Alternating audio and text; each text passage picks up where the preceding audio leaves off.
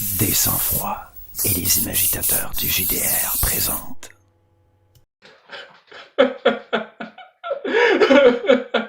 Promis, je leur ferai plus, là. J'ai compris le message, là, pas très subtil. Vous m'attachez comme une marionnette parce que j'ai pris le contrôle quelquefois de personnages autour de la table. Mais ça n'a jamais duré que quelques secondes. Puis je l'ai pas refait depuis automne 2019. C'est promis, je leur ferai plus. Bon, peut-être que je vais m'échapper une ou deux fois, mais aïe, aïe, aïe, hey, ça fait mal ça, stop, wow, wow, wow. Joueurs, joueuses, meneurs, meneuses, et toutes ces créatures encore inconnues tapies dans le fond océanique. Je vous surveille. Éric, des sang-froid pour les imagitateurs du JDR. Et aujourd'hui, on se parle d'un sujet peut-être sensible, je sais pas, mais m'est d'avis qu'on n'en parle pas assez souvent. Il s'agit de ces courts moments, heureusement, qui durent quelques secondes, voire tout au plus une minute, où les MJ prennent littéralement le contrôle d'un personnage autour de la table, que ce soit physiquement, émotionnellement ou mentalement, voire les trois à la fois. Et j'ai l'impression qu'ils le font de manière un peu inconsciente, pour servir leur histoire, leur scénario. Et attention, je ne condamne pas du tout cette pratique. Ça serait très mal vu de ma part, moi qui l'ai fait pendant des années. Aujourd'hui, on va voir pourquoi moi, dès mes premiers pas dans le JDR, je me suis adonné à cette pratique, les raisons pour lesquelles j'ai totalement arrêté en automne 2019. Je vais dire pourquoi, selon moi, on devrait éviter. Et pour terminer, je vais donner le truc que moi j'utilise pour éviter de le refaire. Bien sûr, on n'est jamais à l'abri d'une rechute.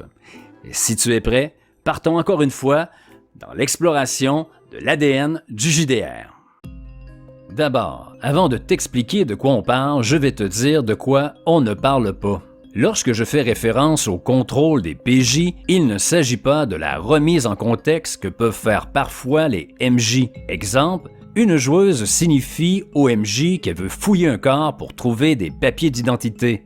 Suite à cela, le MJ peut décrire « Tu mets un genou au sol, tu ouvres la veste du Maccabée et tu trouves un portefeuille. Dedans, plusieurs pièces d'identité, de l'argent et un billet d'avion pour Singapour. » Ici, le meneur n'a pas pris le contrôle du personnage de la joueuse. Il a simplement continué la narration en y intégrant l'action amorcée du PJ. Il a respecté ses intentions et ses désirs. C'est une narration collaborative. La joueuse ici n'est clairement pas une marionnette aux mains du meneur. C'est même plutôt l'inverse. Le meneur est au service de la joueuse et de ses actions.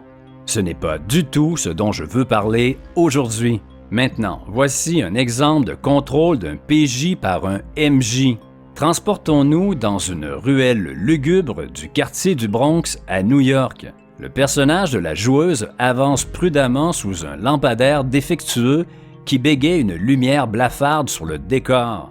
Devant elle, une chose immonde et informe apparaît et disparaît au rythme des pulsations de l'éclairage, avançant un peu plus à chaque clignement. Le meneur demande alors « Fais-moi un jet de courage ». La joueuse se rate malheureusement en beauté. Le meneur reprend « Tu te mets à courir comme une dératée, jetant sans cesse des regards affolés derrière toi pour voir la chose avaler la distance entre vous deux. Elle te poursuit et va te rattraper, tu en es persuadé. À ne pas regarder devant toi, tu trébuches, tu te relèves rapidement, mais que pour chuter de plus belle. Te voilà maintenant à courir presque à quatre pattes, la peur nouant ta gorge et tes cordes vocales. Que fais-tu? » Que fais-tu, MJ? Mon Dieu, je crois que tu as bien pris les choses en main ici, non? Suite à l'échec de la joueuse pour son jet de courage, le meneur prend totalement le contrôle du corps, des sentiments et même des pensées en insistant sur le fait que le personnage est persuadé qu'il ne s'en sortira pas. Il devient ni plus ni moins qu'un pantin entre les mains du meneur.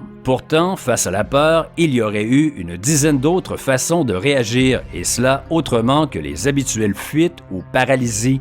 J'ai même vu quelqu'un rire aux éclats face à la peur et au stress dans le cadre de mon travail. Est-ce que la joueuse aurait préféré elle-même interpréter cette scène importante? Car oui, là est tout le problème. Ces kidnappings momentanés de personnages, tu le remarqueras sans doute, se font souvent lors des moments clés et importants. J'ose croire que les gens autour d'une table préfèrent ne pas voir ainsi leur personnage devenir une marionnette. Et si quelqu'un vous répond « Ah oui, j'adore perdre le contrôle de mon personnage dans des moments cruciaux et de voir quelqu'un d'autre l'interpréter à ma place », c'est peut-être que la personne est un peu trop fan de vous ou bien un peu trop passive autour de la table. Peut-être est-ce un joueur ou une joueuse débutante. Je n'exclus pas ces possibilités, mais il m'est difficile de concevoir un joueur ou une joueuse d'expérience apprécier voir son personnage lui glisser ainsi des mains lors de ces phases de jeu intéressantes. Aujourd'hui, il m'apparaît que les gens prennent plaisir à incarner un personnage du bout des orteils jusqu'à la cime des synapses. Et même si des mécanismes, comme la bête dans Vampire, invitent à perdre le contrôle de son personnage au profit du MJ, il serait préférable que ce soit le joueur ou la joueuse qui interprète cette bête, ou comme à notre table, alors que c'était d'autres joueurs qui incarnaient la bête de chacun. C'était très intéressant d'ailleurs. Mais pourquoi ai-je commencé à prendre le contrôle momentané des PJ autour de ma table par le passé? Dans mon cas, il s'agissait essentiellement des sentiments des personnages. À l'époque, les gens devant moi ne voulaient que briller, s'auréoler de gloire et enfiler mission après mission. Il n'était aucunement question pour eux de jouer leur faiblesse ou d'afficher leur fragilité. Lorsqu'un personnage non-joueur cher à leurs yeux mourait, comme un frère, le chagrin n'existait pas. Je n'avais droit qu'à la colère ou à la vengeance. Je devais donc prendre en charge leurs sentiments pour voir un peu d'humanité à la table. Lorsque tu te réveilles, l'appétit n'est pas là.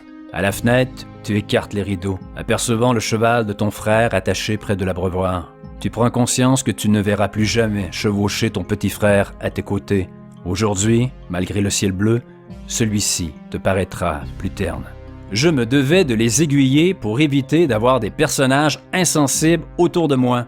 Aussi, il faut dire qu'à l'époque, les joueurs et joueuses étaient plus passifs. Certains ne s'assoyaient que pour être tout simplement divertis. Aujourd'hui, les joueurs et joueuses sont beaucoup plus actifs à l'histoire qui naît autour de la table, quand ce n'est carrément pas eux qui la gèrent sous forme d'un partage narratif.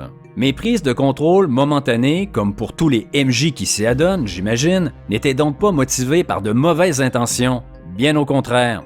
Ces brefs enlèvements étaient au service de l'ambiance, de l'histoire et de l'intrigue. Du coup, par la suite, j'ai continué la pratique, mais sans excès. En 2019, par contre, j'ai perdu le contrôle en prenant trop le contrôle lors de la dernière session d'une campagne où j'avais devant moi Christophe de la chaîne Pilule Rouge, Danny de la chaîne Ratburger JDR et NJ, mon frère d'armes. En cellule, face à leur plus terrible peur, j'ai pris possession de leurs réactions physiologiques et de leurs sentiments. Certes, les descriptions étaient belles et criantes d'effroi, mais elles leur étaient imposées. Après la session, je me suis sérieusement remis en question. Pourquoi avais-je agi de la sorte? Certainement pas parce que j'avais des joueurs passifs devant moi, le trio étant fort en gueule. Non, je voulais que les personnages aient absolument peur et je m'en suis assuré en imposant cette peur.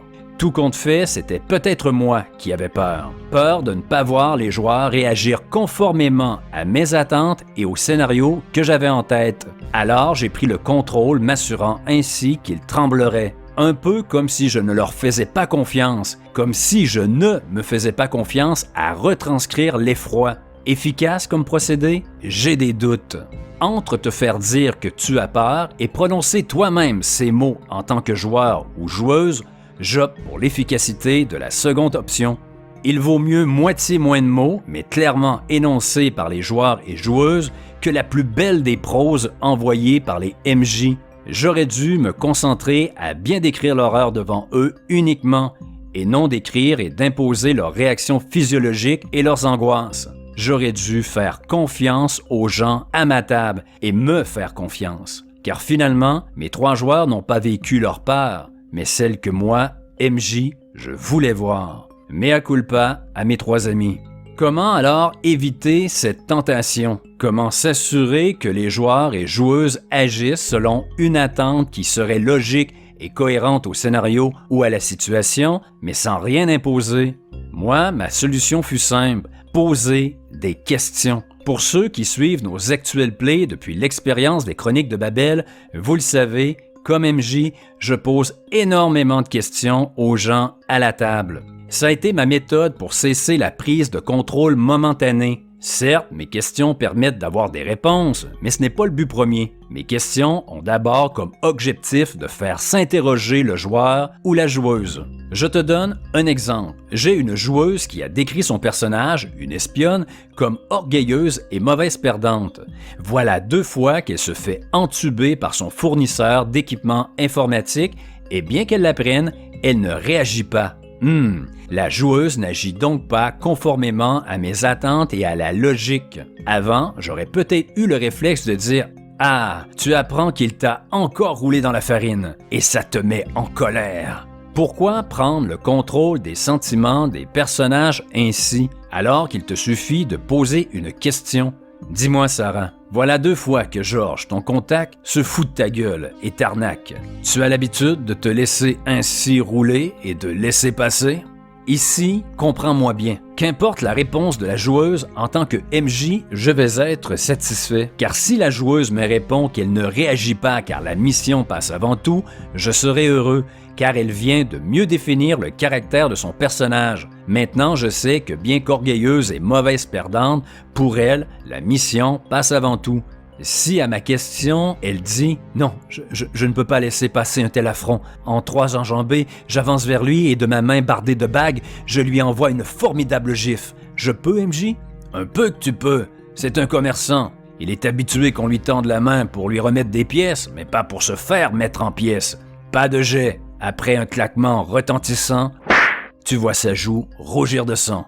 Tu vois, avec une simple question devant une réaction que je saisissais mal, le scénario avance tout de même de belle façon. Pas besoin de prendre temporairement le contrôle des personnages. J'utilise aussi les questions pour faire des suggestions et non imposer une direction. Est-ce que cette odeur de cigare ne réveillerait pas un souvenir chez ton personnage? Le joueur, ici, a toute la liberté de prendre la proposition au vol ou de la décliner. Bien sûr, moi, le premier, je ne suis pas à l'abri d'une rechute, car l'intention derrière ces prises de contrôle de personnages n'est pas malveillante. Les vieux réflexes peuvent donc revenir. Prendre temporairement le contrôle des personnages autour de la table. On peut continuer de le faire, je ne juge pas, loin de là. Cette vidéo n'a pour but que de te rappeler qu'il existe d'autres options plus collaboratives et en phase avec les joueurs et joueuses devant toi qui sont là pour incarner un personnage de A à Z. Chaque moment est important et je crois qu'il est préférable de leur laisser. Voilà, c'était notre courte exploration de l'ADN du JDR pour aujourd'hui. Ai-je raison? Ai-je tort? Là n'est pas du tout la question. Et si tu as été attentif à cette vidéo, ce n'est pas la réponse qui importe, mais la réflexion que génère la question. Il y a autant de façons de mener une partie qu'il y a de MJ sur la planète. Il s'agit d'être à l'aise avec sa façon et que les joueurs et joueuses devant nous le soient également. Si tu aimes ce que font les imaginateurs, je t'invite à nous envoyer du pouce, à t'abonner, à propager la bonne nouvelle, parce que...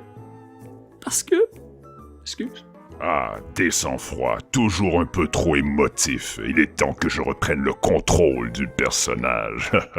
Donc, n'hésite pas. Bientôt, notre prochain duel de la série, l'homme contre la bête, manque pas ça. Et d'ici là, moi, qu'est-ce que je te dis, c'est... brasse ton JDR, imagine-le, on se dit à une prochaine. Ciao.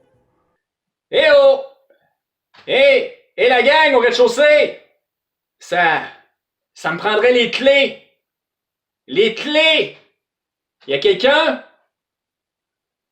Ça sonne écho. Eh oh! Eh oh! Je veux les clés! Oh, je veux les clés! Eh la gang, je veux les clés! Come on!